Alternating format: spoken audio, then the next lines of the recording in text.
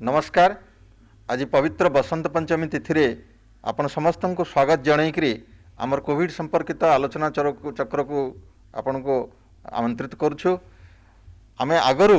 जेते गुडी अधिवेशन नहींछु से मुख्यतः आमर एलोपैथिक विभाग विभिन्न विशेषज्ञ डाकिकी कोविड संपर्कित आलोचना चक्र रे भाग नवाई डाकिछु एवं से आपण मानकर प्रश्नर उत्तर प्रदान करछंती। आज किंतु आमर भारतर एक प्राचीन चिकित्सा पद्धति होमियोपैथिक चिकित्सा जहाँ बहुदिन केवल भारतवर्ष नुहे पृथ्वीर समस्त देश मानकरे आदृति लाभ करिछि एवं ताद्वारा विभिन्न रोगर चिकित्सा करा जाइछि। विशेषकर गरीब श्रेणी लोक मैंने एथुर बेस उपकृत होइछन्ति। किंतु कोविड सहित यार कौन संपर्क रही, कोविड रे यार उपादेयता कौन रही से बाबद आलोचना करने आम सहित आज भुवनेश्वर स्थित अभिनव चंद्र होमियोपैथिक मेडिकल कॉलेज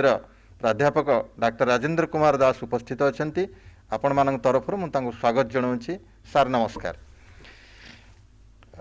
दर्शक मान तरफ प्रथम प्रश्न आपन को रहिबो सार जे कोविड महामारी रोकिबारे होमियोपैथिक चिकित्सार कौन भूमिका रही?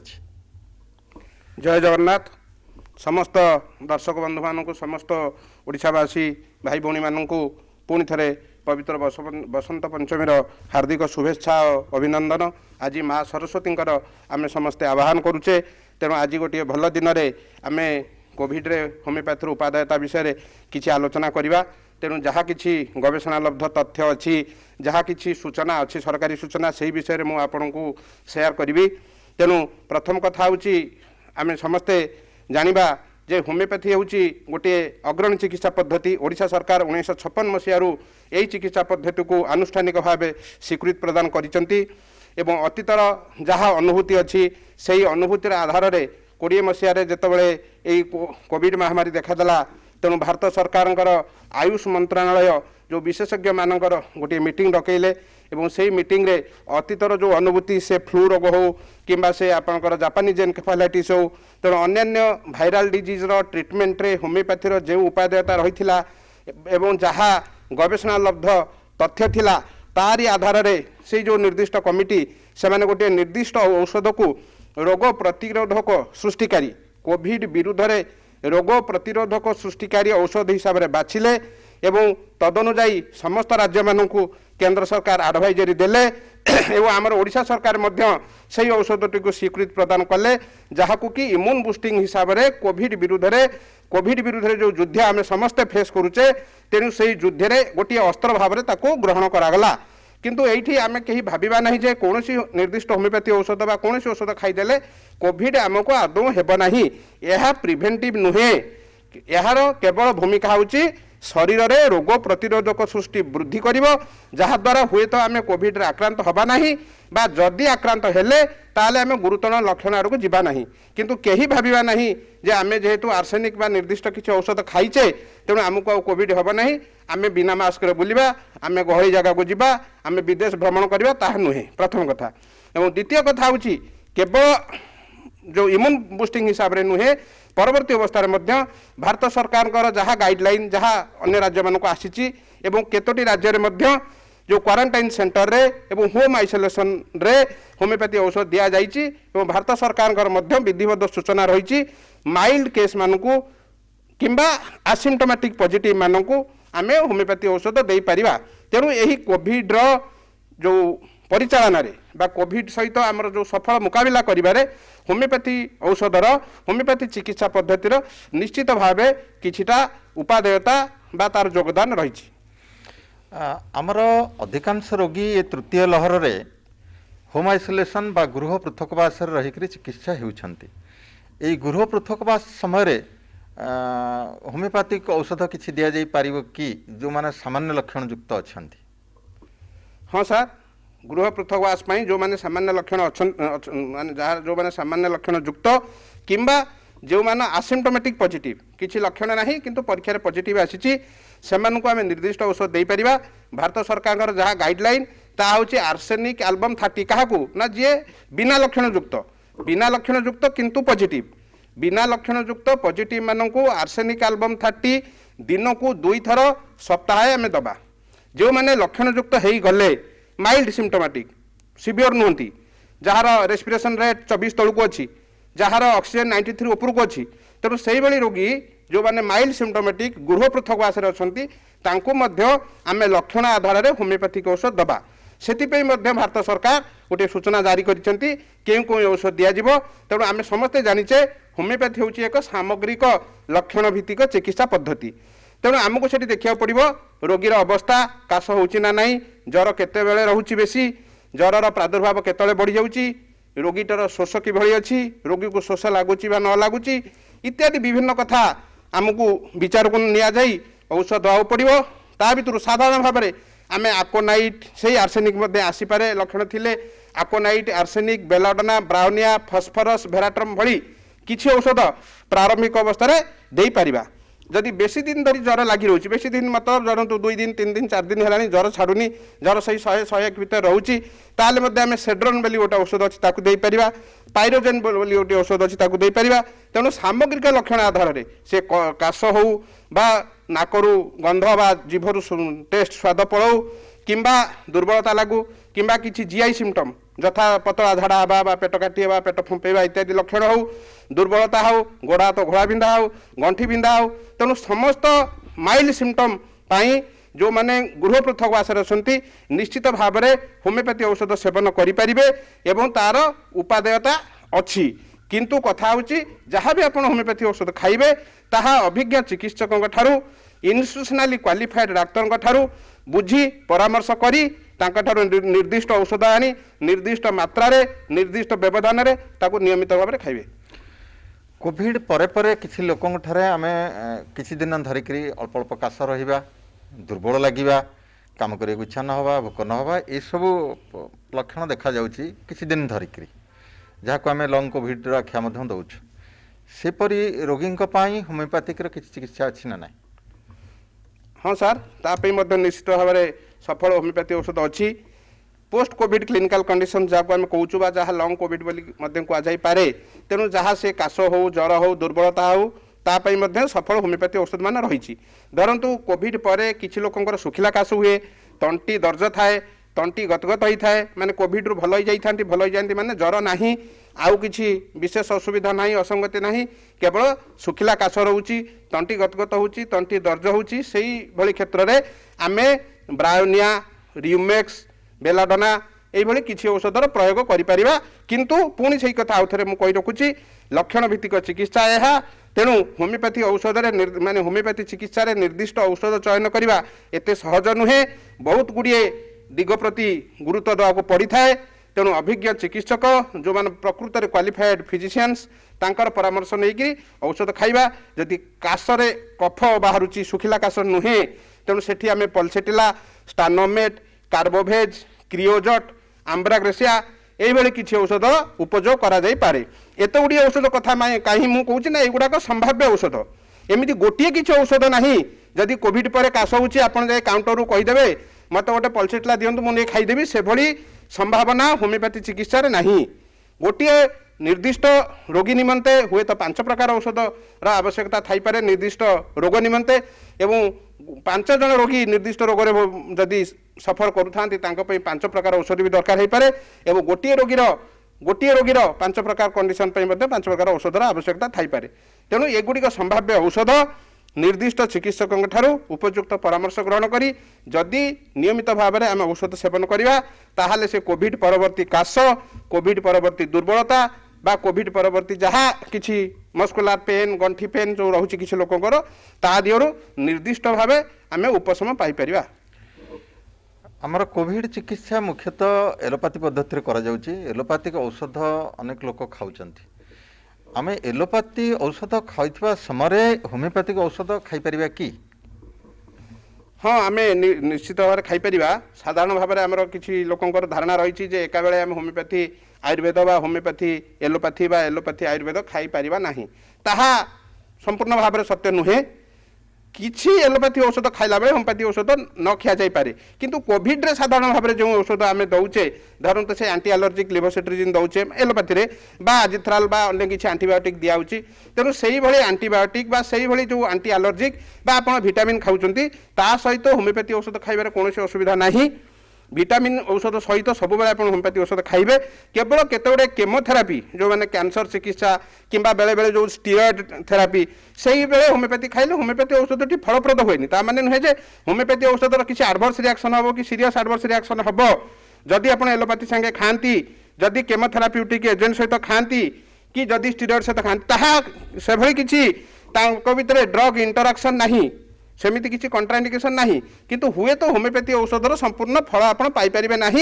যদি আপনার কিছু কেমোথেরাপিউটিক এজেন্ট কিংবা স্টিরয়েড ভଳି কিছু ঔষধ সহিত খাইলে। কিন্তু সাধারণ ভাবে হোম আইসোলেসনে না স্টিরয়েড দিয়াছে না কেমোথেরাপিউটিক এজেন্ট দিয়াছে সেসব ঔষধর এটি উপযোগ না। তেমন হোম আইসোলেসনে আমি ম্যাক্সিমম সেই আজিথ্রোমাইসিন বা আউ কিছু ডক্সিফক্সি ভଳି ঔষধ দিয়া যাଉଛି এবং কিছু আন্টি আলর্জিক ভଳି দিয়া যাଉଛି, ভিটামিন দিয়া যাଉଛି। তেমন নির্দ্বন্দ্বরে আপন এই ঔষধ সহিত যাহা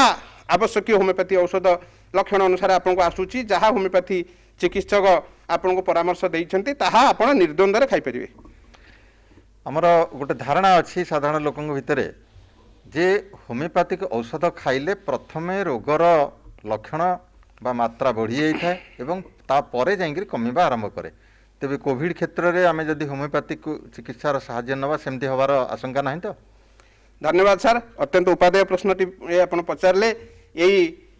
আশঙ্কা এই শঙ্কা প্রায়তঃ সমস্ত মন ভিতরে রয়েছে যে হোমিওপ্যাথি ঔষধ বা হোমিওপ্যাথি চিকিৎসা প্রথমে রোগক বড়াই দিয়ে থাকে।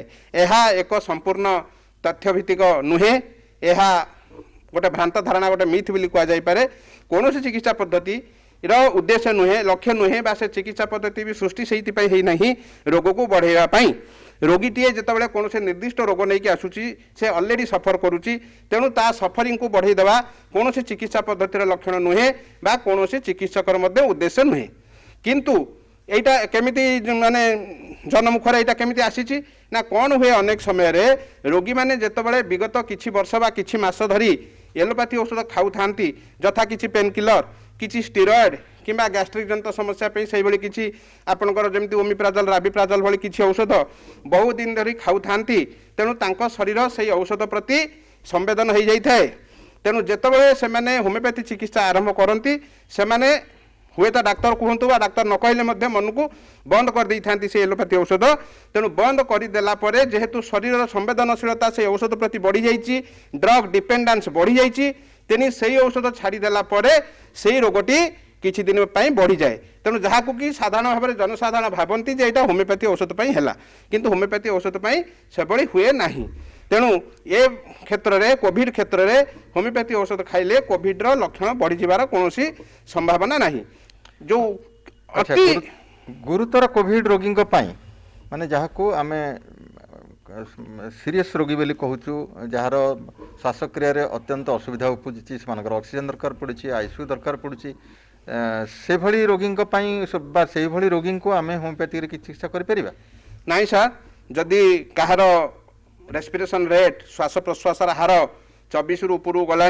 कि ऑक्सीजन स्तर 93 बा ताठू तलू आसला आम निश्चित भाव में से रोगी को हायर सेंटर को रेफर करवा दरकार। तेणु तांकु पेसेंट को शिफ्ट करवा दरकार, से हायर केयर दरकार। से भली क्षेत्र में गुरुतर कोविड रोगी क्षेत्र में होमिओपैथी औषधर विशेष उपादेयता ना। तेणु आमको से निश्चित भाव में से आईसीयू हो बा हायर सेंटर पाखरे एवं जो मानकर हायर फैकल्टीर सेठी नजर दरकार, से पल्मोनोलॉजिस्ट हूँ बा से जो मानकर आईसीयू रो केयर दौरान से भली किसी स्पेशलाइजेशन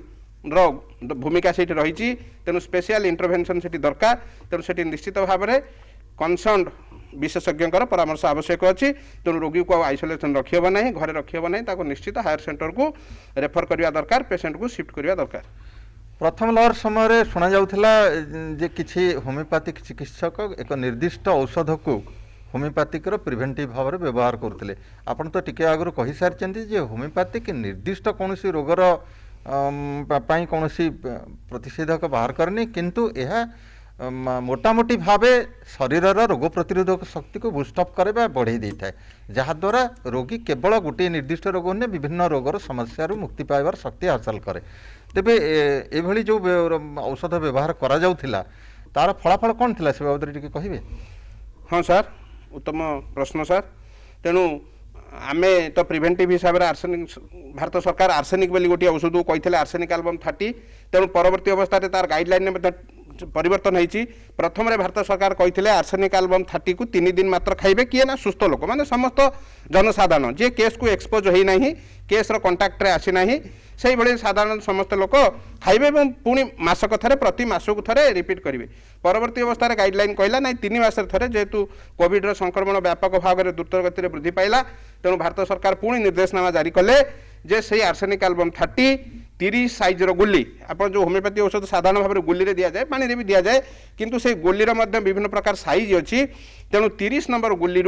थरके 4टी करी दिन को थरुटीए लगातार भाव में 3 दिन समस्ते खाइबे एवं पुणी 3 सप्ताह पर 21 दिन पर पुणी आउ 3 दिन खाइबे साधारण लोक जो मान को रोग है ना बा रोगी संस्पर्श आसी ना किंतु जो मैंने रोगी संस्पर्श आसीगले किंतु वर्तमान सुधा कोविड बोली जना ना बा लक्षण आसी ना किंतु रोगी संस्पर्श आसछंती टेस्ट करना पॉजिटिव बोली जना जाई ना किंतु रोगी संस्पर्श आसछंती सेमानक पई भारत सरकार कहते से आर्सेनिक एल्बम 30 7 दिन दिन को थरे लगातार 7 दिन खाइबे किंतु जेतेबेले आपण पॉजिटिव हो गले सिम्पटम नहीं पॉजिटिव हो जाइछंती आसिम्टोमेटिक पॉजिटिव आपण पाए कोविड रो किछि लक्षण नहीं सेतेबेले मध्य से आर्सेनिक एल्बम 30 किंतु दिन को 2 थर आगुरी आपड़ जो सस्पेक्टेड केस मानू कंटाक्ट मानू थरुटे दौले किंतु जो आप आसिम्टोमेटिक पॉजिटिव हो गले से औषध दिन को 2 थर सेवन करेंगे से 7 दिन आ वान्स सिम्पटम आसीगला लक्षण किसी आसला से ज्वर हो काश हो तंटी दर्ज हो सर्दी छिंक हो से आर्सेनिक भूमिका नहीं से अन्य औषध को जीवा पड़ो डाक्तर को परामर्श करा पड़ो द्वितीय प्रश्न सार पचार ये जो आर्सेनिक दि जाइए यार कौन किभली सफलता रही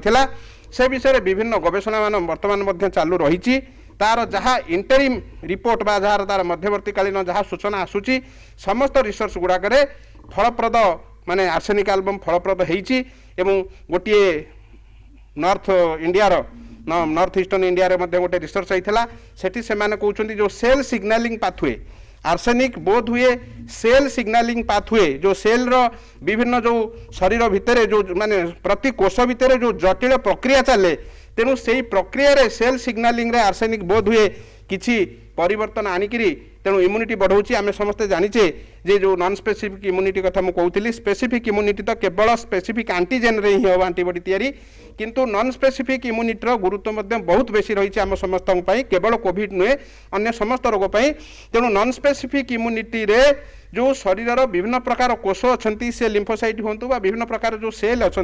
से सठिक समन्वय बा सेमानकर कार्यदक्षतार वृद्धि ए सबू हुए तो बोध हुए आर्सेनिक करें जोटी जोटी आर्सेनिक दिखाई विशेषकर आपने जानी सोशल मीडिया भी आसीला पेपर आसाला गुजरात में तार गोटे सफल परीक्षण कराई